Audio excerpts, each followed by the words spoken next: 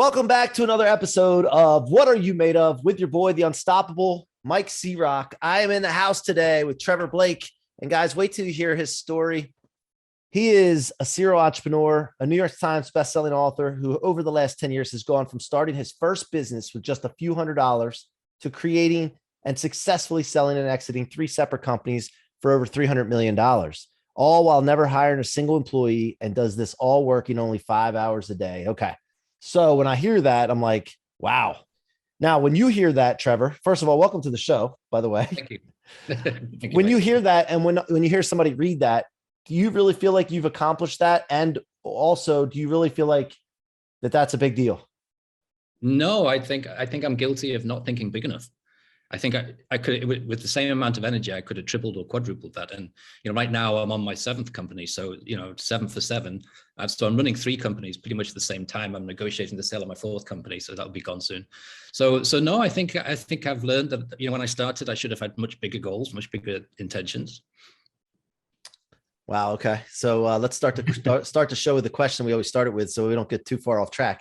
Trevor, What are you made of? Same thing as everyone and everything in the universe is made of: pure energy. That's all any of us are. That's not a new age statement. It's a scientifically verifiable fact. So in my building of the company is simply, I've learned a way to play with energy in a different way that I get better outcomes than I used to get before I learned this stuff. And that's what I, in the books and courses, 3 Simple Steps and Secrets to a Successful Startup, that's primarily what I'm talking about, is that once we grasp that we're all made of the same stuff, and we choose to play with it slightly differently than we've played with it up to this point in time, then we change everything. I was reading a devotional this morning. I try to read one at least every morning. And it said I don't remember the exact phrasing of it, but to whom given much, much is expected. Something to that effect, right? Yeah, and who has more is given. It's the way. Yeah, and the more is given, right. And what you're saying is in alignment with that. It's so funny. I just read that today, and then the guest I had earlier on today was talking about that same thing. So it's wild how that all works. But what would your younger self think? Let's say 18-year-old self, or even earlier on, think of who you became today. I would have been proud to be where I am today. If I was imagining that at the age of 18, I would have surprised myself, because I was never interested in money. I was more interested. I grew up really poor. So all I wanted to do was travel, because I'd never had a vacation, never been abroad, never, got on a plane or a ship or anything. So for the first part of my adult life, that was my motivation. And I loved it. It's only when I got slightly older and I saw some things that really irritated me that no one was fixing. So I said, okay, I'll go and fix it. I became an entrepreneur by default, not by design. And I think that's true of many, like what you're going through right now, probably. You want to create something or fix something, oftentimes without the qualification or the experience to do that. And as you go through that process, you become an entrepreneur, and then everybody looks at you and says, oh, you're an entrepreneur. But I never really thought of myself that way. So at 18 years old, I didn't have a penny to my name.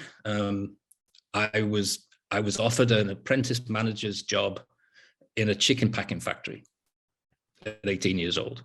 I went from there to joining the elite military academy, Britannia Royal Naval College, which was impossible in those days. Everybody told me, don't be stupid. Someone from your background would never get into that. But I got into that, and that then helped me raise my self-confidence about what I could achieve in life. And that's probably the most important thing in business success is self-confidence, I think. And so what was your first venture in entrepreneurship? Well, actually, the truth is my first venture was at age 12.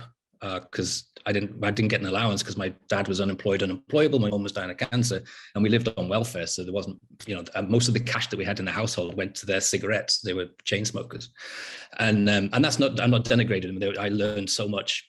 Where I am today, I owe to what they taught me. They were great people, just a bit off center.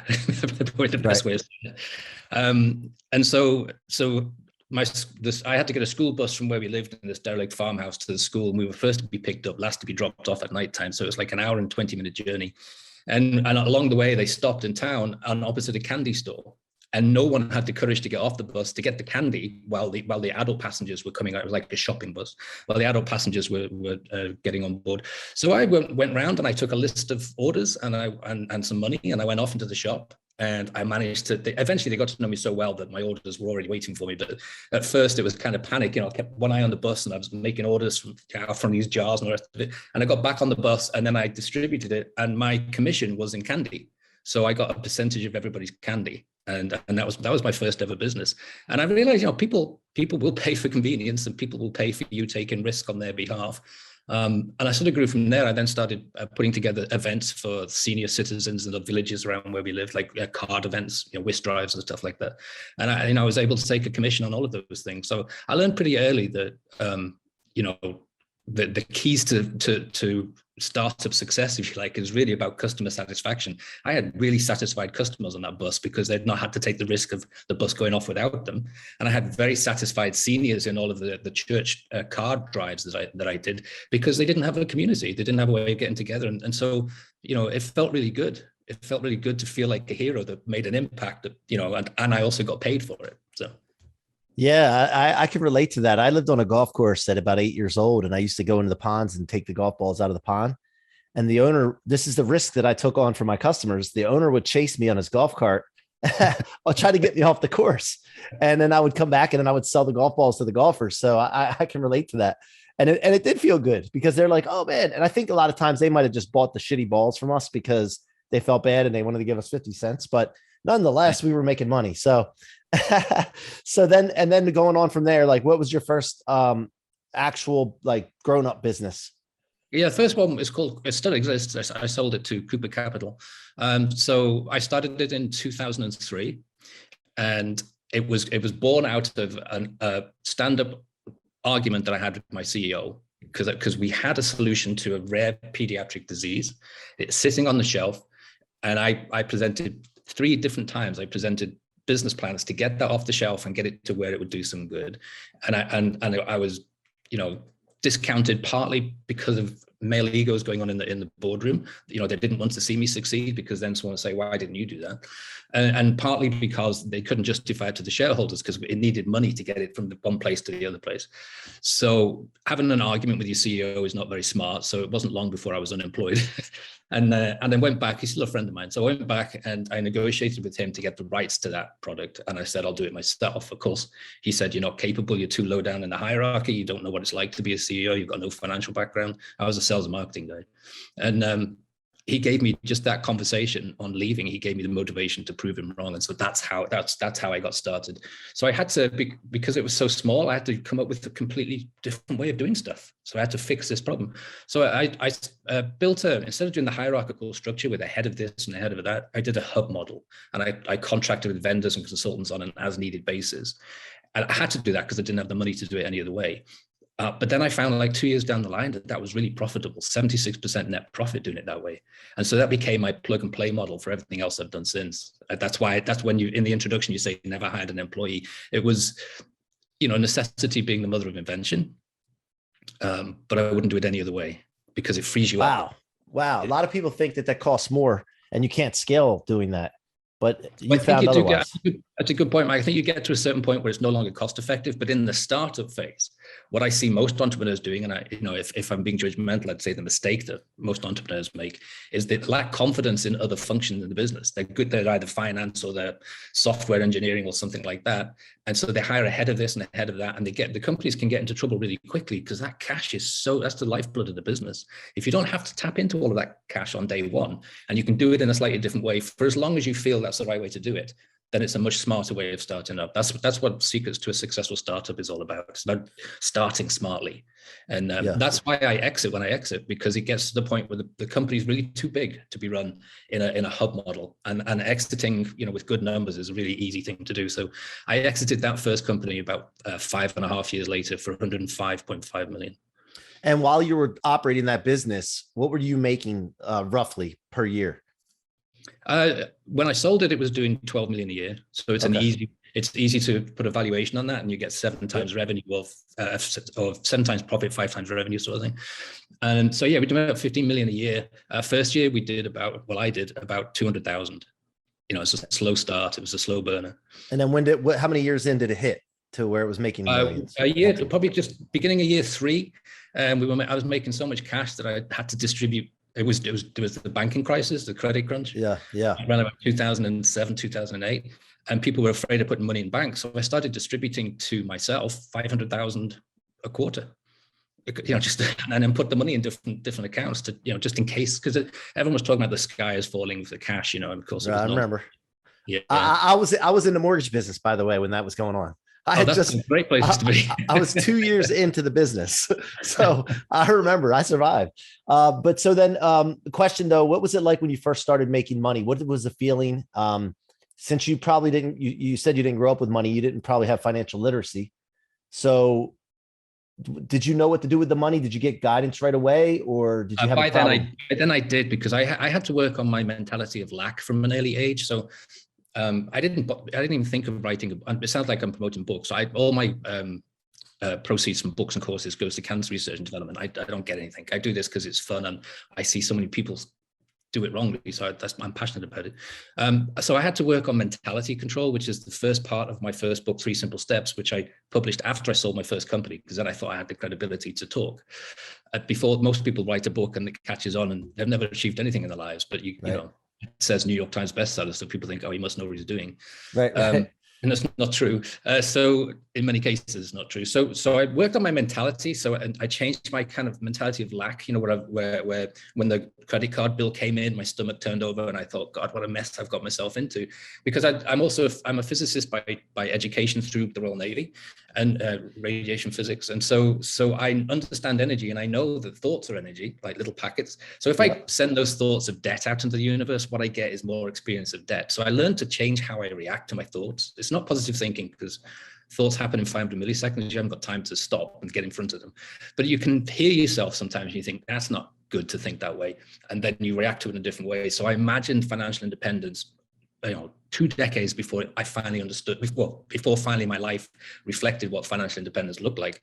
So when I was distributing 500,000 to myself every quarter, which, having started out earning 7,500 English pounds a year in my first job, it's a massive move from there to 500,000. But I was prepared for it, because I'd understood that money is simply another form of energy, and you have to let it flow. So you've got to reinvest it, you've got to move it on, or you buy something, So I wasn't overwhelmed by it. But I think a lot of people, when you go from nothing to something big like that, it can be overwhelming if you don't understand that money is energy. Yeah, 100%. 100%. I've had that feeling before. And I use credit cards, and I get a big bill. It depends on the month, but like my bill is bigger than I could ever imagine when I was younger. And I look at it, and even though I had the money to pay it off and I was going to pay it off, I still sometimes get that feeling like you just talked about, like, oh, geez, what the heck? How did that get to 40 or 50,000? Like, what the heck? But just on that note, real quick, what is the first thing you do when you had that feeling? I changed my image. So I imagine myself at a much higher level with a lot more money, so that this now becomes inconsequential. And I call it intention setting. So the tools and technique I teach in my course Transformation is about playing a mini mind movie. We live in a world of visuals these days, so it's easy to do. So you imagine what life is like the day after the success that you've imagined. So you feel, you don't think I can and I will be successful. You're already successful. You can feel what it's like, how you're going to celebrate that night and the next day and all the rest of it. Once you get that knockback of, am I capable? Am I being a fool with myself? This amount of money is huge. Can I handle it? When you get that knockback, you simply play these mind movies and it all goes away. Yeah. I love that, man. And this really vibes with me, man, because I'm really deep into this. I'm fully aligned with what you're talking about. And I spread this message all the time. And I just wanted to ask that question. I just want to make sure other people that are listening to this pay attention to that, because it's a trap, and you're really controlled by those bad feelings, and you're almost in a visible cage, Yeah, that's what it feels like. It's suffocating. Yeah. I agree. And I call it, because we all come up, I'm English, so we're all catchphrases, isn't it? I'm allowed catchphrases, right? So I call it the internal whirlpool, where you sort of spiral down on yourself. And you have to realize that's happening, and you just take a breath, step back, and you rethink it in a different way, react differently. And that makes all the difference. You don't have to be Mother Teresa. You just have to do this once or twice to change everything, I have to keep reminding people that, because they think, oh, this guy's got all these companies, he must be perfect at this. I'm as screwed up as anybody I need that makes more than anybody does. But that's why they're authentic, because I use time, Yeah, I love it. So when you did your first startup, well, you were in marketing and sales, so you had a background for this. A lot of startups have the issue of go to market, and they stay in obscurity, and they don't get out of under the rock. So what did you do what was your maybe one or two things that you made sure you did when you had your first company or the second company, third or whatever Well, to I think, for go to market? I mean, at the core of it all, and this shouldn't be a genius or rare or a surprise to anybody, but it tends, most people will present me, I'm an investor too, so they'll present me a business plan, and my first question is, how many customers have you talked to? And they go, what do you mean? I haven't, I'm in the business planning process, haven't talked to any customers yet. So I knew from sales and marketing, the very first thing you do before you put a word on the page is you get out and you talk to your customers, and they will teach you how to build your business. They will give you all the feedback you need. They will tell you when you're doing something stupid or you're thinking something stupid. So I did that with potential customers who in my first business were physicians. So I took the world of physicians and I went and talked to some of them, and they said, oh, it's not us. We don't deal with that. You want to talk to this group. Went to that group, and then they said, no, it's a specialist group. And so the world of physicians came down to this very narrow segmented market, which made my life a lot easier. And then I went to the place where they gather twice a year, and there's only 1,600 of them in the world. And I spoke to them, and I just spent several days walking around talking to them, and they didn't know who I was, but I was asking them, pertinent questions about, if I build this, will you come type of question, and when, and how do I do it? And they gave me my whole business plan and my marketing plan just simply by talking. And I've never forgotten that. I remember in my regular career, the number of people who used to talk to customers who then got promoted to a rank where they felt that was beneath them. And that used to really irritate me because I was a sales marketing manager at one point, and my answer to everyone was, get out, get away from your desk, get out, go talk to the customer. And it shouldn't be a hard thing to do, but a lot of people seem to be very intimidated by it, particularly entrepreneurs when they're starting out. If they've come from a function that's not that outward looking, so if they come from finance, say, or manufacturing, they find it hard to go out and actually talk to customers because they think, selling is like a dirty word. Whereas for me, selling is simply satisfying someone's need.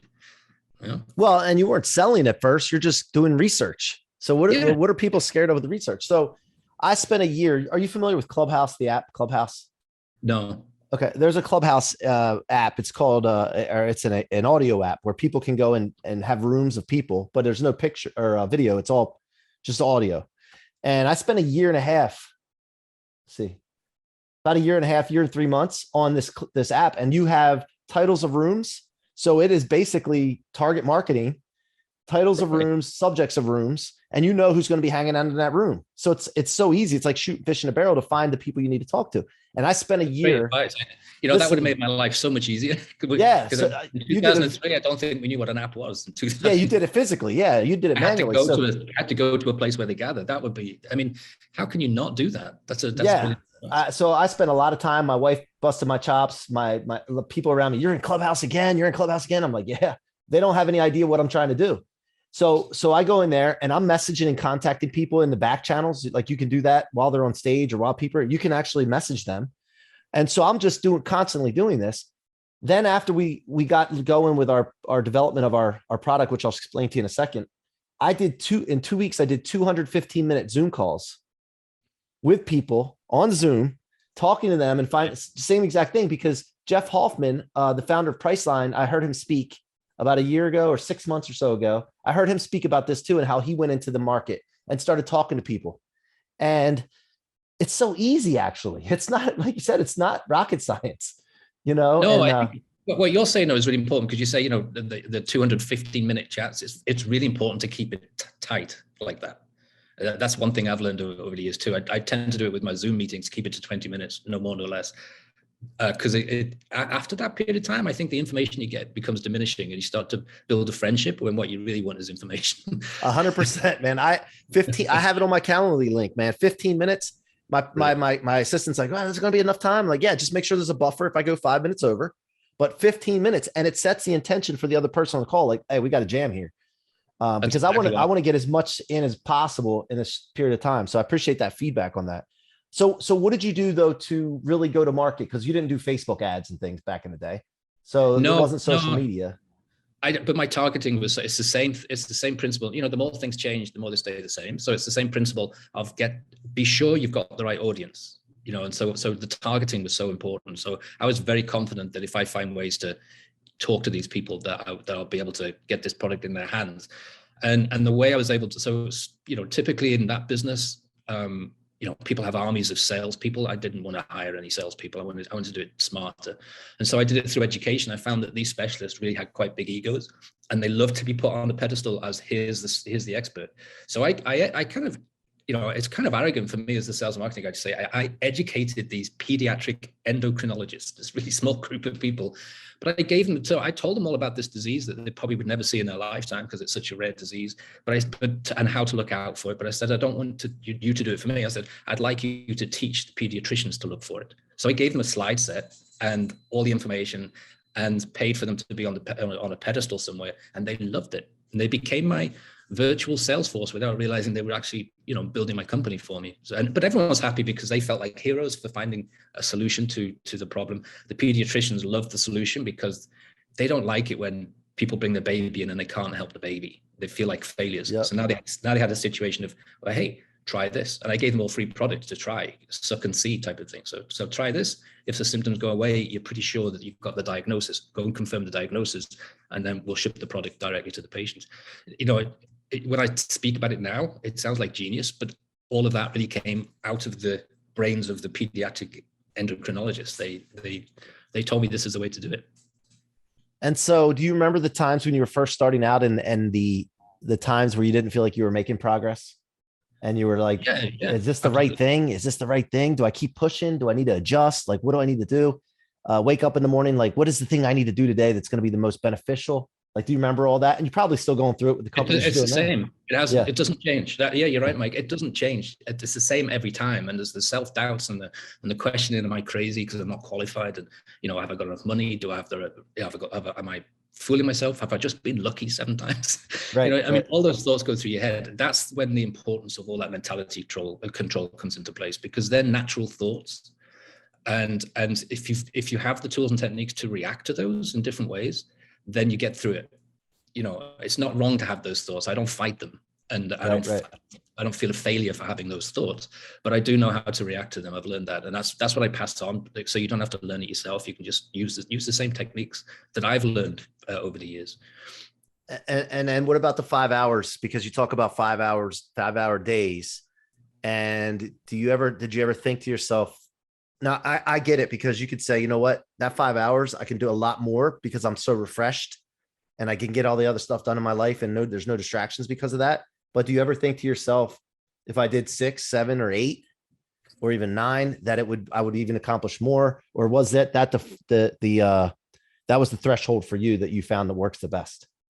Yeah, all my life, people have told me that, the higher up you go and the more successful you are, the more hours you have to put in. And really, an entrepreneur's life is 24/7. And that's, I'm sorry to say, I can say it because Americans don't really know this phrase, but that's bollocks, total bollocks. And bullshit for those Americans that don't know what bollocks means. I'm not sure. Sometimes you're not allowed to, curse. Yeah, you could say that on American media. So, I have this scientific background, so I like to know how and why things work. So when I read an article that says the brain can't concentrate for more than 2 hours, that's important to me, because it's really easy as an entrepreneur, especially if you're starting out on your own, to get burned out. Because in the corporate world, all the studies show that if you work 10 hours in the corporate office, you're only productive for about 2 hours and 12 minutes.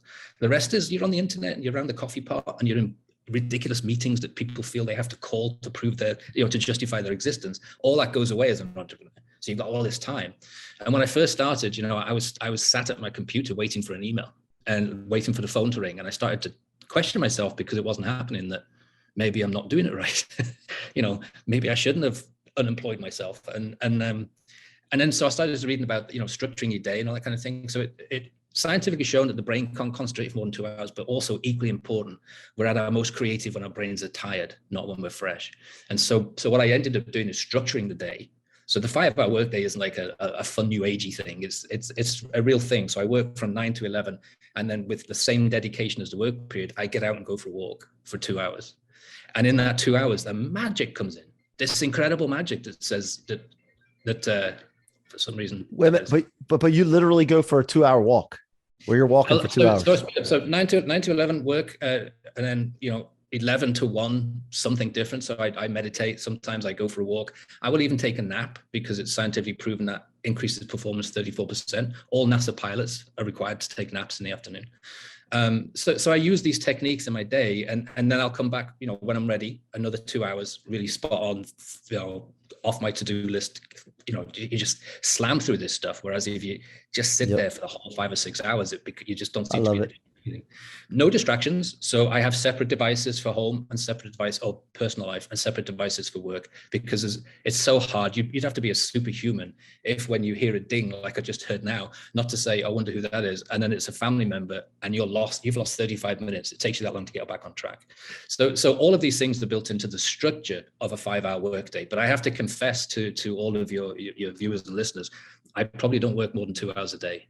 And in my whole life, I've never worked more than 5 hours a day. Even when I was a full-time employee, I had to cheat and lie to my bosses to say, yeah, I've been working 8 or 9 hours, but I wasn't, because, and to back that up, I won every possible sales prize and management prize it was possible to win in the companies that I was with. Sales marketing, we always have these targets and prizes, right? And people, so people would look at me and think he's a really hard worker, but actually the opposite was true. I was a smart worker.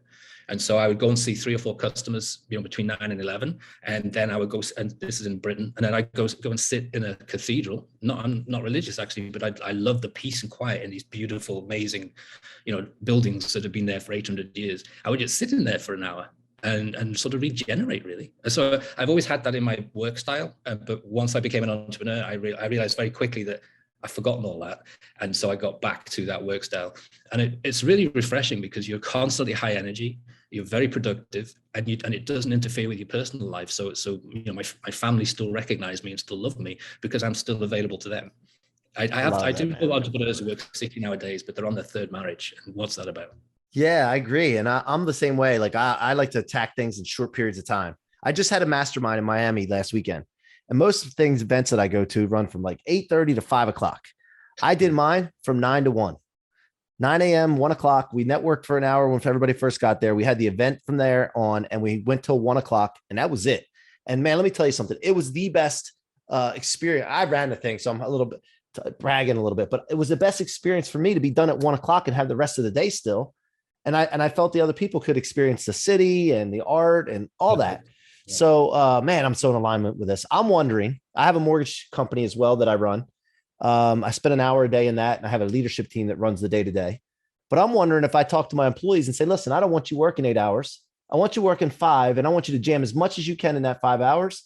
And if that would be raise productivity, I wonder if I tried that, if that would possibly work with non-entrepreneurs, but employees. So there are a lot of studies that are showing great results. They're not all in America. So there's some great studies in Australia being done that shows reducing the workday and also reducing the work week down to 4 days, increases productivity by an astonishing amount.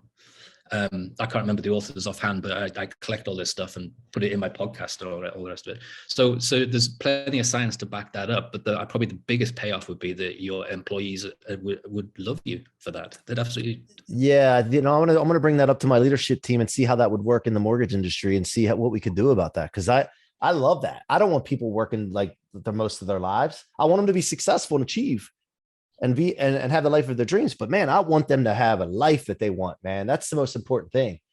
I convinced a few full-time employees to leave full-time employment and become a consultant, of which I would be one of their companies. And I didn't do it for purely selfish reasons. I did it because they had so much talent and they were wasting it in the corporate world. They didn't understand their own level of talent. And it was really hard. It takes about 6 months for people to change their mentality and understand that it's okay to go to the gym at 10:30 in the morning for half an hour. That's good. That's good. I encourage that. But it's a really hard habit to get into because of the guilt. And I remember the person who probably worked with me for the longest in a consulting capacity, I remember her sort of confessing to me that, I hope this is okay, but I went to the grocery store at 2 o'clock today. She felt so guilty that she's using what she. I still get that sometimes. Yeah. I still get that when I go on a travel to this event this past weekend. I'm running the event, and for some reason I feel guilt because I'm not in front of like the computer or the laptop, which is just I get rid of it really quickly, but I still feel that, which I totally understand. Now, let me cover something with you real quick because I want to get your take on this. So I'm in the tech space. I met a guy that had a successful tech company. He made himself obsolete in that company so that they were running it for him. Maybe he spent 5 minutes a week checking in with them.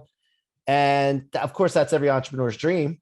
And so then he said, you know what? He's mid 30s. He needed to figure something out because he wanted to make an impact on this planet. So something came to him to do the same thing he just did with that tech company, but 10,000 more times with co-founders that have tech ideas and create an incubator where he provides the foundation, the structure, everything they need to take a company, build, scale, and sell it.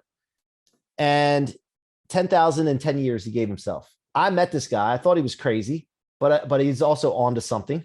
And I said, I want to be like, I'm kind of bored right now and I want to be a part of that. Like, that sounds like fun. So about, I don't know, a month later, I had a tech startup called Blueprinted that we started together. And then we started thinking, okay, how can we move it faster? So we got with a guy named Grant Cardone. I'm not sure if you're familiar with Grant Cardone and others that could get the word out faster for us to get more ideas to come in. So I have two of the tech companies in this startup or in this incubator, but the incubator itself has had 14,000 ideas come to it. We whittled it down to starting 130 companies. And this is only in a year's time. And we're not trying to play law of averages. We're trying to make sure that we see a clear path to building, scaling, and selling these companies in 18 to 36 months. And so that's what we're into right now. Again, I've never done this before. My partner's done a tech company. I know how to run a business and I know how to build people and I know how to sell. So that's kind of what we're into right now. And of course we have a deal flow for investors too. So we can talk about that later, but I'm in this world right now. What you're talking about. and it's fun, but it's a little scary and it's crazy. And when we tell people a lot of times, because we have so much certainty that we're going to achieve this goal, like we're going to get there.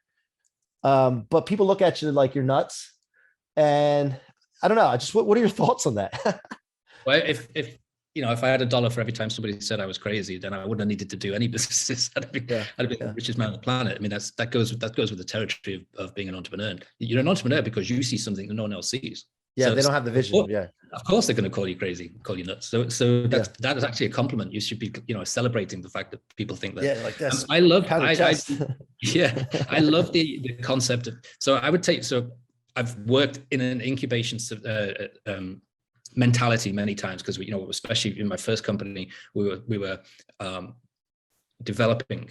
So we had our commercial products, but then we were developing others. So we became an incubator that people would look at the company and say, that's a pharma incubator. But I think today's, going back to energy, we're living in a different energy field. And so, or feel of energy.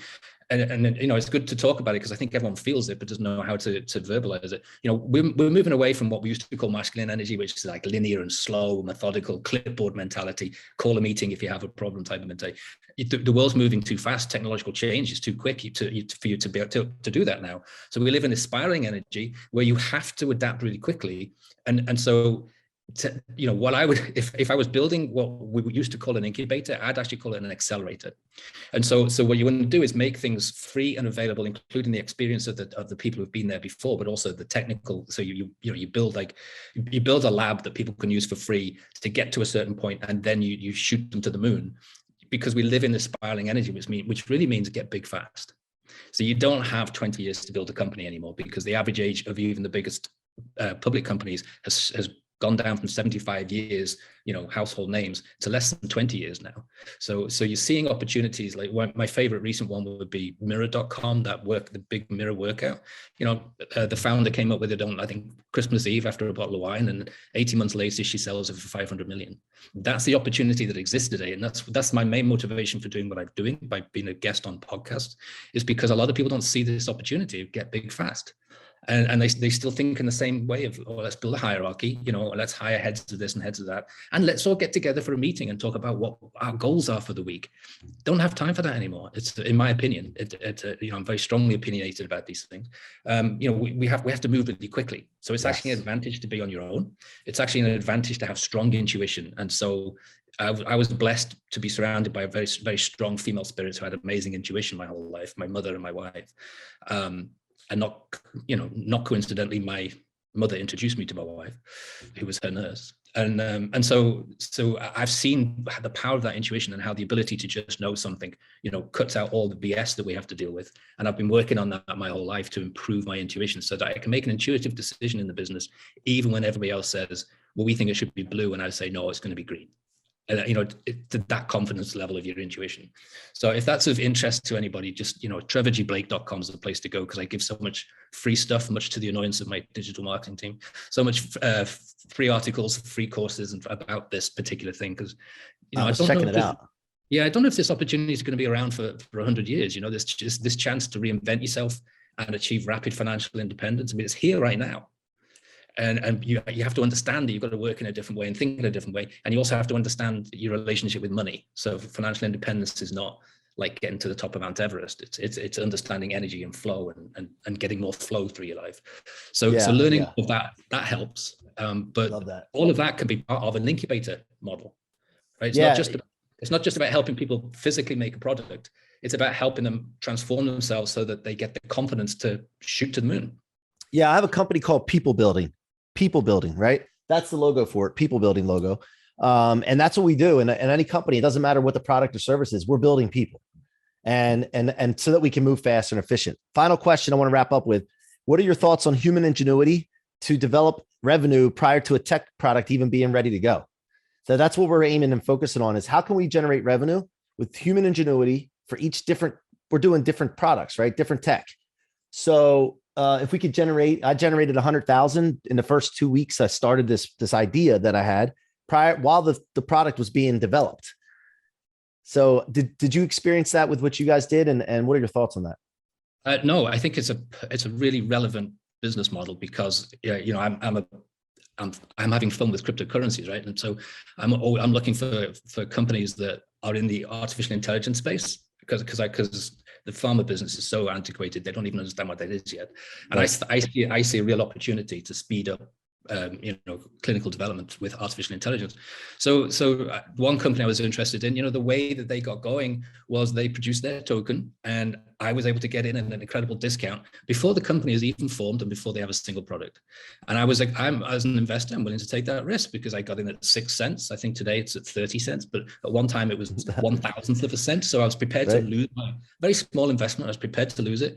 But now I'm glad I hung out with them. But I'd also feel good, because I know I'm part of their success, because without my investment and the investment of 1,000 other people, in this thing that's just made up out of the ether, we've got a coin, we're going to call it this. They were able to raise significant funds, but I was also able to be part of because I'm the original investor. I was part of every decision-making process, so they couldn't just run away with my money, right? Like everyone else's money. So I think people get excited by the opportunity to see. I can get excited. I'm knocking my laptop, but they get excited by the opportunity to get in at the beginning of something. Yeah. And I like that as a co-founder, because I want somebody rooting me on and cheering and caring as much as I do. That's phenomenal. I could talk to you all day, but I'm going to do something after we hang up here off the recording, because I want to ask you a question. But I want to thank you for being here, man. You're a phenomenal human being. I could tell I could tell right away when I'm talking to someone what kind of person they are. And I just want to let you know that I noticed that. And I appreciate you being here, Trevor. And my pleasure. So the best way to reach you is your website, as you mentioned, right? Yeah, trevorgblake.com. Everything's there. Okay. Thank you for being here, Trevor. Thank you guys for listening. Thank you for keeping coming back and the support that you give me and my movement and all the companies that we're working with. I appreciate you. Keep coming back. Go subscribe on your favorite podcast platform, or watching these on YouTube at Mike C-Roc Ciorrocco. And until next time, be unstoppable.